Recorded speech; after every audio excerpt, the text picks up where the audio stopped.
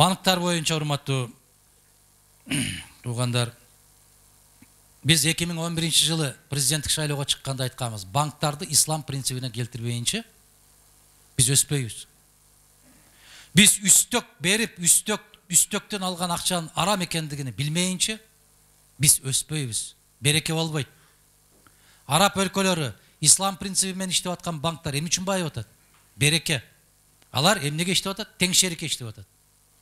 Тең шерик дегенди түшүнбөй калдыңар азыр жаштар. Аксакалдар билет тең шерик дегенди. Себеп жаштардын көбү кетменди да кармай элек да. Кетмен кармай элек да, чындыгында айтканда. Тең шерик деген бересин акчаңды, дыйкан менен келишим түзөсүн, ушул жерден 10 тонна жүгөрү алам деген болсоң, 10 тоннанын 3 тоннасы меники деп келишим түзөсүн. Же 4 тоннасы меники деп. Жер сеники, каражат меники, мээнет сеники, пайда тең деген түшүнүк бул. Бул үстөк эмес. Бул мээнет. Мына ушул түшүнүккө барышыбыз керек. Өткөндө мен бир сөз айттым эле, ушул кредиттерди кечмейинче биздин башыбыз көтөрүлбөйт, жүрөгүбүз ордуна түшпөйт, биз эркиндикти сезбейбиз деп. Заматта бирөө жазып чыгыптыр. Кимдин эсебинен кечет экен? Сенин айланайын, сенин. Биз бирөөлөр ушулар өстүрүп кетсин, ушулар кетсин алга карай деп берген акчаларынан алып соода түйүндөрүн курган эмеспиз биз.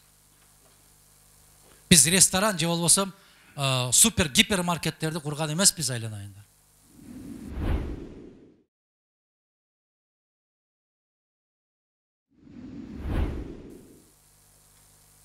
Мына айтат, мигрант деген сөздү колдонбогула деп айттым эле. Биздин ата бабабыз көчмөн болуп келген, убактылуу көчүп жүрөбүз деп айткыла деп. Себеп мигрант деген өсүп, жаңы туулуп, өсүп келаткан баланын, кыздын кулагына жаман угулуп калат. Бул комплекс болуп калат. Ошол мигранттарды бизге эмне түзүп бересиз дегенде айттым эле, сиздерди алып кетебиз деп. Кантип алып кетесиңер деген сөз ушул жерден да жаралат, суроо. Бул мыйзам ченемдүү суроо. Караңыздар, Бишкек Ош альтернативалык жолу деп 1 миллиард долларга чыкты азыр баасы. Анын дагы курулушу күмөн. Ошондой акчаны ким төлөйт? Биздин карызга алып атат ал. Биз төлөйбүз. Биздин балдар төлөйт. Бүгүнкү Россия, Казакстан, башка жакта жүргөндөрдүн балдары төлөйт.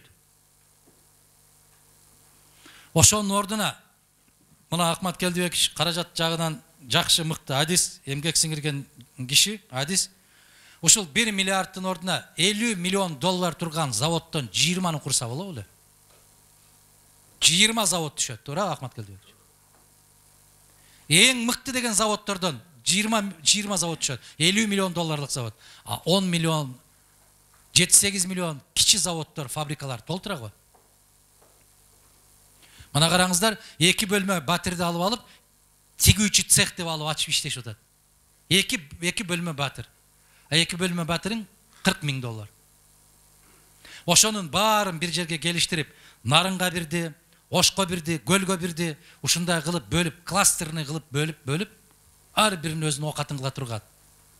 Эт комбинаттарын курса. Мына Алпарып алып 80 000 тонна кече кайтты. Биздин жер жемиштер Россияда.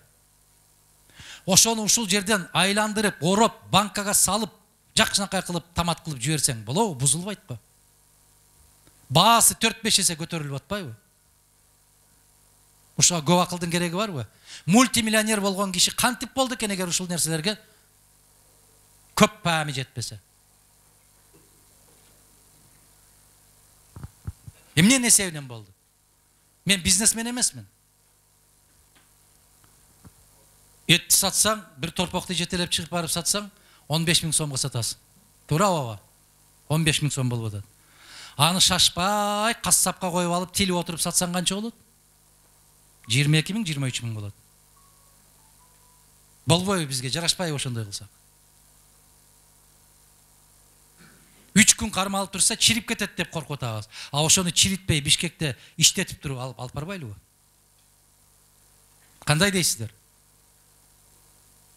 Анан жомок катары кабыл албагыла, ошол сыртта жүргөн, иштеп жүргөн мигрантпыз деп өзүн өзү кемсинтип жүргөндөрдүн баарын 20 завод болсо, кеминде болбогондо ар биринде 2000 киши иштесе 40 000 киши келбейби?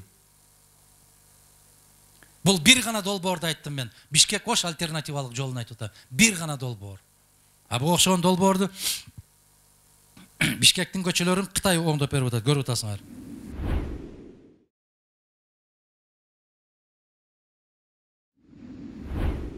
Билим берүү жагында биз ондогон жылдар бою какшап келатабыз. Толугу менен мамлекеттик көзөмөлгө алыбыз керекпиз. 7 жогорку окуу жайды мамлекеттик көзөмөл, калгандары атаандаштык менен иштей берсин.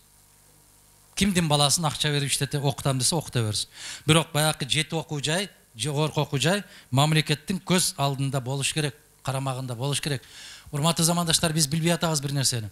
Биздин жогорку окуу жайларда балам окуп атат, кызым окуп атат, баланчынын кызынан кем калбады, түкүнчүнүн баласынан кем калбады деген менен билим деңгээли төмөн. Эч нерсе билбейт. Мына жерде дагы азыр студенттер отурасыңар. Кечирип гана койгула мени. Пифагордун таблицасын 3 саат ойлоносуңар кээде. Мына кече базардан соода кылып атып, бир кыз отуруптур. 100 сом берсем, 87 сомдук бирдеме алып, 100 сом берсем, издейт, чукуланат, эмне калькулятор таппай атат. Мен айттым, кызым, 13 сом кайтат акча десем, мени карап туруп турбайсызбы деп койду. Урушат мени кайра. Цифралары өчүп кеткен бир калькуляторун таап чыкты баягы жашыктын ичинен. Ошону менен эсептеди карап отуруп. Анан 13 сомду берди.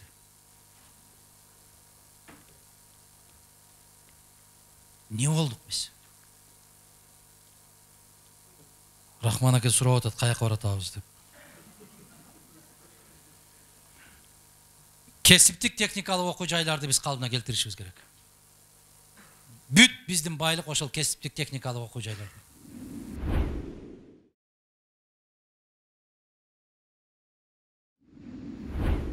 Маданият тармагында кыргыз киносун мамлекеттик заказга өткөрүшүбүз керек, 100%. Колуна баягы камера көтөргөндүн баары кино тарткан токтотушубуз керек. Сырттан кол чаап эле маймылга окшотуп бир нерсени тартып койсо, сырттан кол чапса, тиги фестивалга барып келдим, бул фестивалга. Бул деген улуттук намысына шек келтирүү деген болот. Бүт жапайычылыкты тартса, алар кол чабат, күлөт. Анан биздикилер кубанат. Мамлекеттик идеологиянын көтөрө турган гана кинолорду мамлекеттик буйртма менен тартышыбыз керекпиз. Ошондо көтөрүлөт дух. Себеп жаштар китеп окубай калды. Жок дегенде тарыхын ошол кинолор аркылуу көрсүн. Россияны, ОРТны көрүп атканыңыздар, көрүп атасыздар, «Забытые вожди революции» деген цикл жасады. Ворошиловду, Дзержинскийди, Фрунзени, Ждановду, Каганович бүт баарын жасап чыкты. Берияны, Абакумовду. Эми 25 жыл тепкилеп келген тарыхын көтөрүп алып, шыпырып, баягы Сталин айткандай чаңдарын сүртүп, кайрадан эң бийик жерге коюп атат. Себеп ошол азаматтар выдающиеся государственные деятели деп. Мамлекеттин мыкты ишмерлери деп эми көтөрүп атат. Эми 25 жылдан бери ошону жаман деп колгон кишилердин кантип жүрөгүнөн сууруп аласыңар ошо СССРдин тарыхы жаман дегенде. Украина эмне болуп атат? Кадимгидей жаштарынан сурасаң, Сталин кол салган экен, Гитлер бизди коргогон деп сүйлөп атат. Укпай атасыңар баны. Эгер биз ушул жол менен барсак, эртең кыргыздар кайсы жолго барабыз билесиздерби? Кудай сактасын деген жолго барабыз. Улуттук деңгээлдеги театрлар менен мамлекеттик оркестр, би ансамбльдерин кайрадан ордуна коюшубуз керекпиз. Сырттан конок келсе, башта авирибизди Самареже, Токтакулова, Керим Турапов, мына ушулар жабат эле. Азыр ким жабат? Алар кетип бартат пенсияга. Ким жабат эми? Муну Рахман аке айткандай, куйручукка окшогон куудулдар, Шаршенге окшогон куудулдар чыгып, кыргыз мамлекетинде сатира театры жок. Себеп сатирадан коркот. Чымчыйт да, чалкан.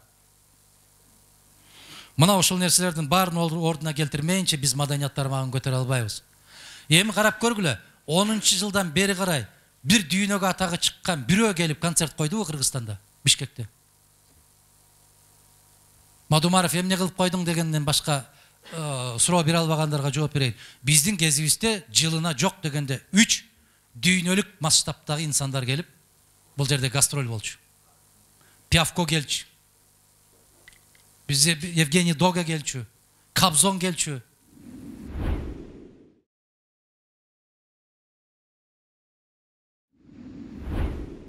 Спорт тармагы боюнча караңыздар, Олимпиада өттү. Биздин кошуна мамлекеттер бирөө 5-чи, бирөө 6-чы орунду алды.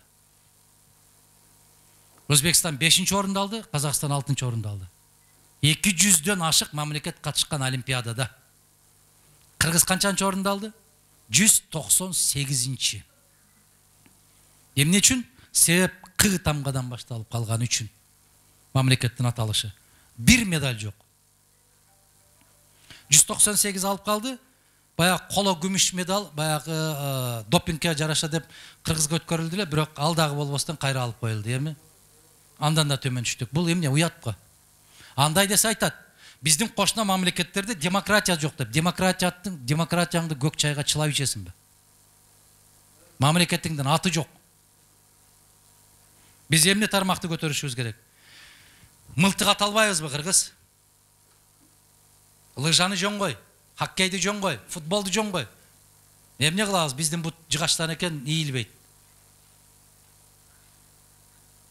Мылтык ата албайбызбы? Кожо жаштын тукумдары. Мылтык аткандан катыша албайбызбы Олимпиадага?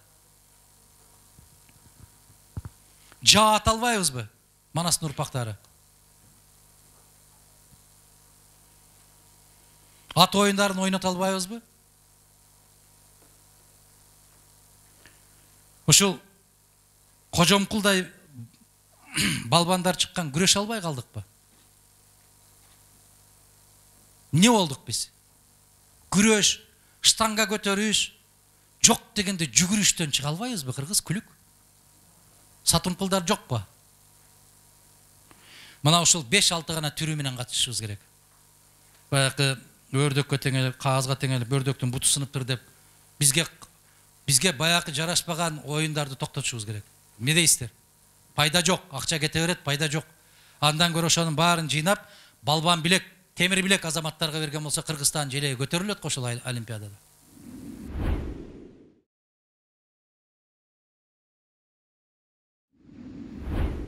Айыл чарбасы боюнча дыйкан чарбаларын кеңейтип, биз мамлекеттик сатып алуунун ордуна коймоюнча айыл чарба көтөрүлбөйт. Ал боюнча биз мыйзамды кабыл алган элек кезинде. Мамлекеттик сатып алуулар боюнча. Тоо-кен өнөр жайын 100% мамлекетке алмайынча алтын чыры бүтпөйт. Алтын чыры да бүтпөйт, көмүр чыры да бүтпөйт, темир чыры да бүтпөйт. Тоо-кен өнөр жайын 100% мамлекетке алышыбыз керекпиз. Мына Англияда акырындап келип туруп баардыгын өзүнө алмайынча алар токтогон жок. Көрөсүздөр, Россиядагы бара ушуга барат. Андан башка жолубуз жок.